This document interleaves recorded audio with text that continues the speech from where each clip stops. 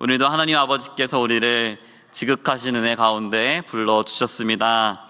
이 은혜 앞에 믿음으로 반응하여 나오신 모든 성도님들 가운데 주님의 은혜와 평강이 가득히 넘치기를 주님의 이름으로 축복합니다. 지난주 수요일 담임 목사님 설교에 이어서 약할 때 강함 되시네 라는 주제로 고린도후서 말씀을 살펴보는 두 번째 시간입니다. 이번 고린도후서 시리즈를 통해서 우리 모두 말씀과 성령으로 충만해지길 소망합니다. 사랑하는 성도 여러분, 약할 때 강함 되시네 라는 주제로 말씀을 전하면서 우리 성도님들께 질문을 조금 드리고 싶습니다. 그 질문은 이것입니다. 주님을 얼마나 의지하고 계시는지요? 주님 안에서 얼마나 굳건히 서 계시는지요? 이 질문을 드리는 이유는요, 인생의 험한 풍파와 또한 수많은 중요한 순간들 속에서 진정 주님을 의지하고 있는 그 사람만 우리가 연약할 때 주님이 우리의 강함이 되신다는 사실을 실제적으로 깨달을 수 있기 때문입니다. 주님을 의지하는 것은 그냥 할 수 있는 일이 아니지요. 주님을 의지하는 것도요, 믿음으로 하는 것입니다. 그렇기 때문에 주님을 정말 의지하려면요, 말씀을 통해서 주님의 강하심이 어떤 것인지, 주님의 크심이 얼마나 크시고 주님이 얼마나 광대하신지를 배워야 합니다. 왜냐하면 믿음은 들음에서 나며 들음은 그리스도의 말씀으로 말미암기 때문입니다. 오늘 본문을 통해서요, 우리의 강함이 되시는 주님의 광대하심과 그분의 능하신 은혜를 더 깊이 알아가기를 소망합니다. 오늘 본문 말씀은요, 고린도 교회 내에서 굉장히 오래된 한 가지 문제를 다루고 있습니다. 그것은 바로 사도 바울의 권위 문제입니다. 당시 고린도 교회 안에요, 과연 사도 바울은 정말 하나님 말씀을 올바르게 전하는 자가 맞느냐, 혹은 그는 예수님의 직접적인 제자도 아니었는데 정말 사도가 맞느냐 라고 하면서 사도 바울의 권위를 흔드는 시도가 생겼었습니다. 특별히 오늘 본문에서는 사도 바울에게 그의 자격을 보증하는 추천서가 없다라는 그 이유로 그의 권위를 의심하는 정황이 나옵니다. 이런 정황에 맞서서 사도 바울은 고린도 교회의 자신의 권위를 변증하기 시작하는데요, 우리가 보기에 사도 바울이 자신의 권위를 변증하는 것이 굉장히 이상하게 느껴질 수도 있습니다. 왜냐하면 우리에게는 나는 이만한 권위를 가지고 있어, 그렇기 때문에 너희가 이걸 따라야 해 라고 말하는 것이 굉장히 좀 낯설기 때문입니다. 그런데 사도 바울이 자신의 권위를 변증할 수밖에 없는 이유가 있었습니다. 왜냐하면요, 사도 바울의 권위를 흔들려는 시도가 교회들에게 굉장히 심각한 문제를 야기했기 때문입니다. 무슨 문제냐면요, 첫 번째로는 사도 바울이 전했던 그 예수 십자가의 복음이 잘못된 것이라고, 그게 거짓말이라고 호도되는 문제가 하나 있었고요, 또 한 가지는 율법주의적으로 변모된 다른 복음이 힘을 얻어서 교회 안에서 영향력을 얻게 된다는 문제가 있었습니다. 사랑하는 성도 여러분, 예수 십자가의 복음이 흔들리는 것은 교회의 근간이 흔들리는 것이죠. 그래서 사도 바울은 그 복음이 흔들리지 않기 위해서, 그 복음이 무시되지 않기 위해서 자신의 권위를 의심하는 목소리에 대해서 맞서고 있었던 것입니다. 오늘 본문 안에서는 고린도 교회 안에 있는 어떤 무리가 사도 바울에게 추천서가 없다는 이유로 그를 비난하고 있는 장면이 보입니다. 소위 추천서를 들고 온 다른 설교자들은 하나님의 말씀을 가르칠 자격이 있지만 사도 바울은 추천서가 없기 때문에 그럴 자격이 없다라고 그렇게 비난하는 것입니다. 이들은 어떻게든 사도 바울의 권위를 떨어뜨리려고 노력하면서요, 그가 전했던 예수 그리스도의 십자가 복음을 의심하게 하고 있습니다. 그에 대해서 오늘 본문 말씀은 어떻게 답하고 있는지 1절부터 3절까지의 말씀을 보겠습니다. 우리 다 함께 읽겠습니다. 시작. 우리가 다시 자천하기를 시작하겠느냐?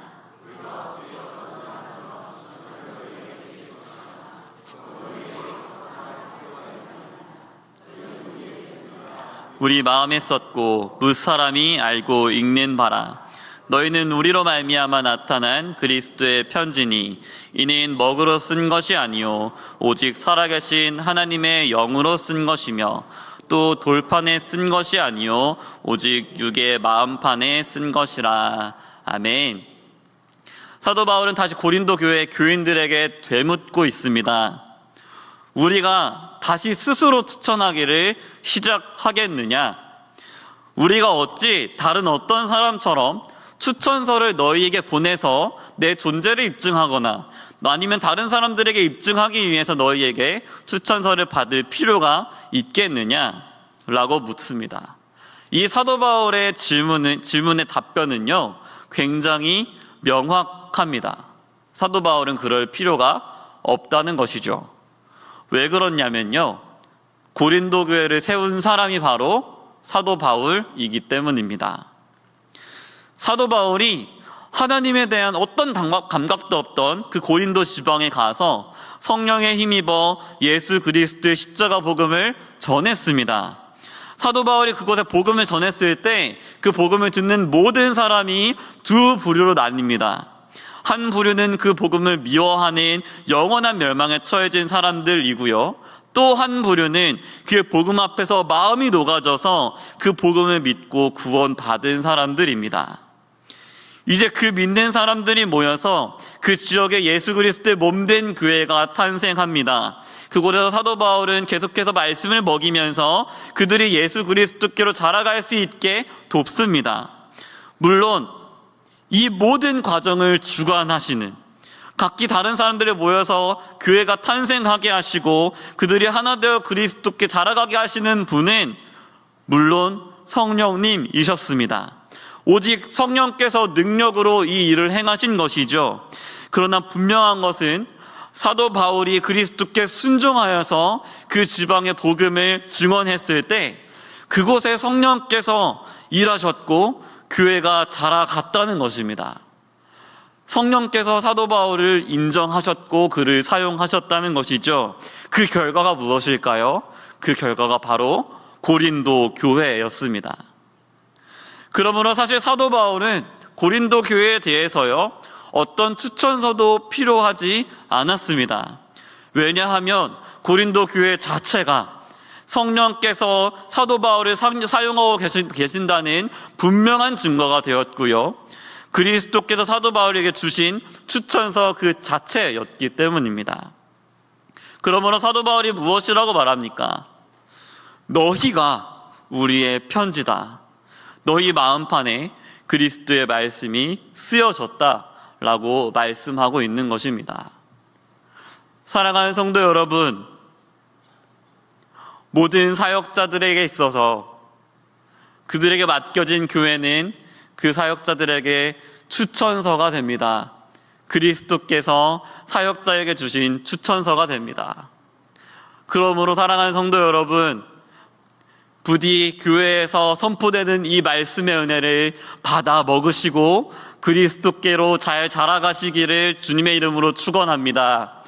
또한 모든 사역자들은 반드시 주님의 말씀을 잘 담대하게 대언하고 주님의 은혜를 가감없이 선포해야 될 줄 믿습니다. 우리 수원산교회가 그렇게 아름다운 모습으로 자라가게 되기를 주님의 이름으로 축원합니다. 사랑하는 성도 여러분, 그렇기 때문에 고린도 교회가 사실 지금 했어야 되는 일은 무엇이냐면요, 사도 바울에게 추천서를 요구하는 것이 아니라 그들 스스로가 추천서가 되기로 작정하고 거기에 힘써야 했던 것입니다. 즉 자신의 본래의 정체성을 기억하고 거기로 돌아왔어야 됐던 것이지요. 3절 말씀에서 사도 바울은 그들의 존재에 대해서 이렇게 깨우치고 있습니다. 제가 다시 한번 읽어드리겠습니다. 너희는 우리로 말미암아 나타난 그리스도의 편지니 이는 먹으로 쓴 것이 아니요 오직 살아계신 하나님의 영으로 쓴 것이며 또 돌판에 쓴 것이 아니요 오직 육의 마음판에 쓴 것이라. 아멘. 사랑하는 성도 여러분, 교회는 그리스도의 편지입니다. 심지어 이 편지는 어떤 편지입니까?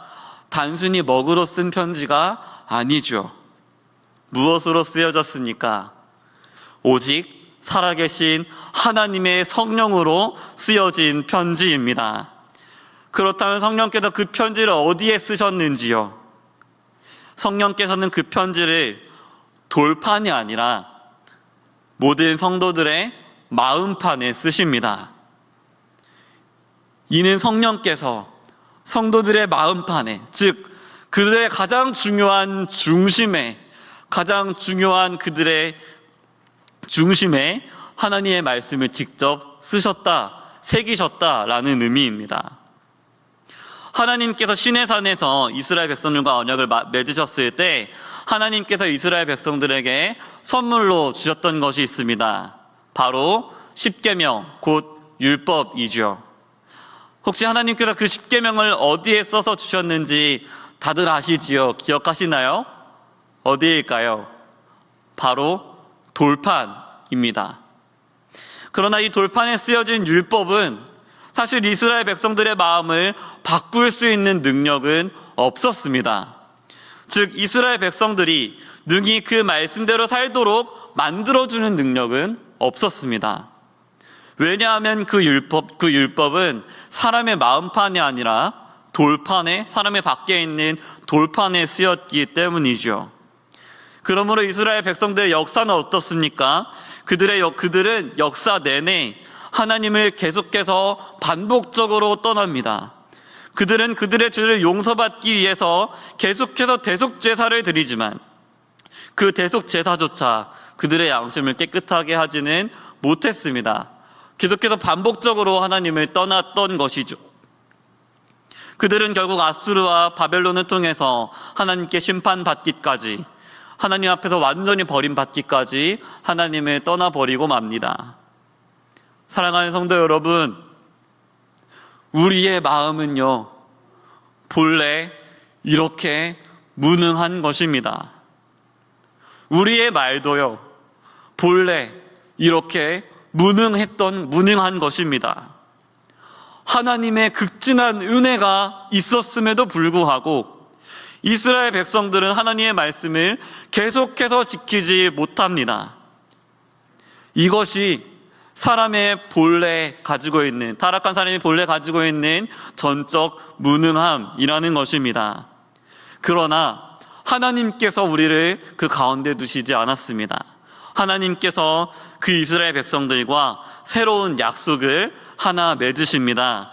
예레미야 31장 33절 말씀을 제가 읽겠습니다. 그러나 그날 후에 내가 이스라엘 집과 맺을 언약은 이러하니 곧 내가 나의 법을 그들의 속에 두며 그들의 마음에 기록하여 나는 그들의 하나님이 되고 그들은 내 백성이 될 것이라. 여호와의 말씀이니라. 아멘. 이 새로운 언약은요, 하나님의 율법, 즉 그분의 말씀을 이제 돌판이 아니라 사람의 마음판에 기록하겠다는 약속입니다. 즉 하나님께서 이제 완전히 새로운 마음을 부어주시고 그 새로운 마음에 직접 하나님 말씀을 새기셔서 이제 하나님의 백성들로 하여금 하나님의 말씀을 능히 지킬 수 있는 존재로 만드시겠다라는 약속입니다. 특별히 누가 이런 일을 하실까요? 바로 성령 하나님이십니다. 성령 하나님께서 우리 가운데 오셔서 우리의 존재와 마음을 바꿔주셨습니다. 우리의 마음이 주님께로 향하게 하시고 심지어는 죄와 싸워서 이길 수 있도록 우리 성령님께서 우리 마음을 계속해서 변화시키십니다. 사랑하는 성도 여러분, 우리 주님의 은혜는요, 우리의 마음까지도 바꾸시는 능력 있는 은혜라는 사실을 믿으시길 축원합니다. 주님이 우리를 능하게 하십니다. 또한 주님께서 지금도 우리를 능하게 하고 계십니다. 그러므로 고린도 교회는 이미 그 안에 성령으로 말미암아 맺어졌던 그 열매들을 보고 하나님의 은혜를 기억하고 붙들어야만 했습니다. 그 성령의 능력으로 사도 바울에게 추천서가 되어 주어야 했던 것이죠. 사도 바울은 이렇게 고린도 교회의 정체성을 일깨운 후에 이제 새 언약의 능력을 따라서 성령의 능력을 의지하여 복음을 전하는 자신의 자격에 대해서 본격적으로 논하기 시작합니다. 그 자격이 무엇일까요? 4절부터 6절 말씀입니다. 함께 읽겠습니다. 시작. 우리가 그리스도로 말미암아 하나님을 향하여 이 같은 확신이 있으니 우리가 무슨 일이든지 우리에게서 난 것 같이 스스로 만족할 것이 아니니 우리의 만족은 오직 하나님으로부터 나느니라. 그가 또한 우리를 새 언약의 일꾼 되기에 만족하게 하셨으니 율법 조문으로 하지 아니하고 오직 영으로 함이니 율법 조문은 죽이는 것이요 영은 살리는 것이니라. 아멘. 이제 사도 바울은 복음 전하는 일을 하는 자신의 자격에 대해서 어떻게 말씀하고 있습니까? 무슨 일이든지 우리에게서 난 것 같이 스스로 만족할 것이 아니니 우리의 만족은 오직 하나님으로부터 나느니라. 아멘. 무슨 말씀이냐면요, 여기서 만족은 충분함, 충족함이라고도 표현할 수 있습니다. 사도 바울은 지금 자신이 행하고 있는 그 사명, 그 모든 일들과 그가 지금 그 사명을 유능하게 행해가는 모든 것에 대해서 그 모든 것은 나에게서 나온 것도 아니고 내가 만족하는 것도 아니고 내가 확신하는 것도 아니라고 선포하고 있습니다. 도리어 그가 가진 모든 사명과 그가 가진 모든 충족됨과 유능함은 누구에게서 나온 것입니까? 그것은 하나님으로부터 나온 것입니다. 심지어 6절 하반절에 보면요, 6절 상반절에 보면요, 이렇게 말씀하고 있습니다. 다 같이 읽어보겠습니다. 시작. 그가 또한 우리를 새 언약의 일꾼 되기에 만족하게 하셨으니. 아멘. 무슨 말씀입니까? 하나님께서 친히 사도 바울로 하여금 복음을 전함으로 사람의 마음을 바꾸고 그 존재를 바꾸는 이 엄청난 일을 감당하게 하기에 충분한 존재로 만들어 주셨다는 것입니다. 이 엄청난 일을 감당하기에 유능한 자로, 능력 있는 자로 만들어 주셨다는 것입니다. 사랑하는 성도 여러분, 성도의 자격과 성도의 능력이 바로 여기서 나는 것입니다. 우리는 계속해서 우리를 압도하는 삶의 큰 풍파와 수없이 많은 죄의 유혹과 계속해서 넘어지는 나의 연약함 속에서 내가 정말 이겨나갈 수 있을까 의심할 때가 많지요. 심지어 계속해서 하나님을 떠나는 완악함 속에서 죄책감에 빠져서 내가 정말 성도가 맞을까 하는 경험도 있습니다. 그러나 사랑하는 성도 여러분, 성도는 이 모든 것들을 능히 이길 수 있는 존재입니다. 그것이 어떻게 가능합니까?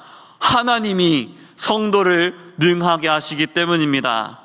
하나님이 성도를 주님의 일을 감당하게 하시기에 충분한 자로 세워주시기 때문입니다. 그러므로 사랑하는 성도 여러분, 하나님께서 약속하신 이 새 언약은요, 옛 언약과는 차원이 다른 언약입니다. 7절부터 11절까지 말씀인 그 옛 언약과 새 언약이 어떻게 다른지를 분명히 드러내고 있습니다. 제가 읽겠습니다. 7절부터 11절까지 제가 읽어드리겠습니다. 돌에 써서 새긴 죽게 하는 율법 조문의 직분도 영광이 있어 이스라엘 자손들은 모세 얼굴에 없어질 영광 때문에도 그 얼굴을 주목하지 못하였거든. 하물며 영의 직분은 더욱 영광이 있지 아니하겠느냐. 정죄의 직분도 영광이 있은즉 의의 직분은 영광이 더욱 넘치리라. 영광되었던 것이 더 큰 영광으로 말미암아 이에 영광될 것이 없으나 없어질 것도 영광으로 말미암았은즉 기일이 있을 것은 더욱 영광 가운데 있느니라. 아멘. 여기에서 사도 바울은 본래부터 영광이 있었던 그 옛 언약에 비해서 새 언약이 훨씬 더 탁월하고 우월하고 영광스럽다는 것을 이야기하고 있습니다. 특별히 그 차이점을 3가지 정도로 제시하고 있습니다. 첫째로는 돌판에 쓰인 그 옛 언약, 율법은 사람을 죽이는 것이지만 성령님은 그 마음을 실제로 변화시키시고 살리시고 그 율법을 능히 지켜갈 수 있게 하신다는 점에서 새 언약이 탁월하다고 말씀하고 있습니다. 두 번째로는요, 돌판에 쓰인 그 언약은 말씀을 지키지 못한 자들을 정죄하고 그들을 심판하는 데에 머무르지만 이제 새 언약은 그 말씀을 지키지 못한 죄인들을 십자가의 은혜로 용서하시고 그들을 의인으로 여겨주신다는 것으로 더 새 언약이 탁월하다고 말씀하고 있습니다. 셋째로는요, 이제 그 언약의 역할이 모두 지나갔고 이제 예수 그리스도 안에서 이 새 언약의 역할이 영원하다는 것 때문에 새 언약이 더 우월하다고 영광스럽다고 말씀하고 있습니다. 사랑하는 성도 여러분, 우리 주님께서 십자가로 맺어주신 이 새 언약, 그저 우리에게 말씀하시고 율법을 주시고 그것을 가지고 정죄하시는 것뿐만 아니라 우리가 그 율법을 지키지 못했을지라도 우리를 용서하시고 의롭다고 여겨주시고 그 율법을 실제로 지켜갈 수 있도록 능하게 하시는 그 은혜가, 십자가로 성취하신 이 은혜가 옛 언약보다 훨씬 더 영광스러운 것입니다. 이제 우리는 옛 언약 아래서가 아니라 새 언약 아래에서 담대히 소망을 가질 수 있는 것이지요. 이제 새 언약 아래에서 우리는 어떤 상황 속에서도 담대하게 믿음의 선한 싸움을 싸워갈 수 있게 되었다는 사실입니다. 사랑하는 성도 여러분, 우리는 그리스도의 십자가로 말미암아서 이미 새 언약 아래에 속한 사람들입니다. 오늘 제목이 새 언약의 일꾼들이지요. 그런데 사실 오늘 본문에는 사도 바울이 자신을 향하여 새 언약의 일꾼이라고 단수로 칭한 표현만 나와 있습니다. 사랑하는 성도 여러분, 그러나 우리도 똑같이 새 언약 아래에 있는 사람들입니다. 오늘날 우리가 새 언약의 일꾼들이라는 사실입니다. 주님의 복음을 전하며 지금도 전진하고 있는 하나님 나라에 동참하는 자들이 바로 우리이지요. 우리 주 예수 그리스도께서 우리 대신 십자가에 달리시고 우리와 함께 살아나셔서 우리의 존재를 바꾸시고 우리의 마음을 바꾸셔서 그 하나님 나라에 충분한 자들로, 그 나라에 합당한 자들로 만들어 주셨습니다.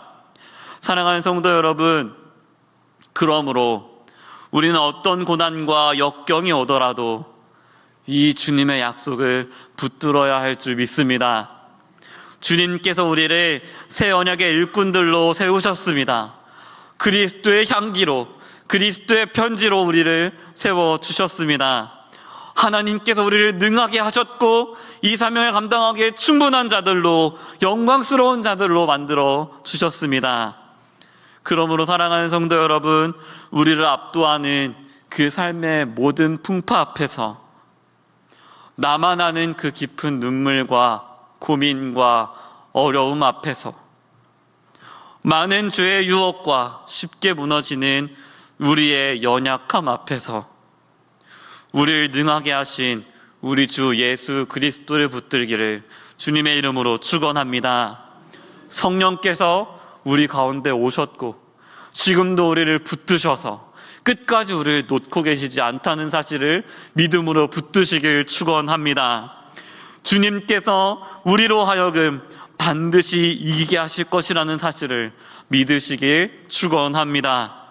마지막으로 어떤 상황 앞에서도 이 약속 앞에서 이 약속을 붙들고 우리에게 주어진 사명을 더 담대히, 더 충성되게 감당하기를, 더 힘쓰기를 주님의 이름으로 축원합니다.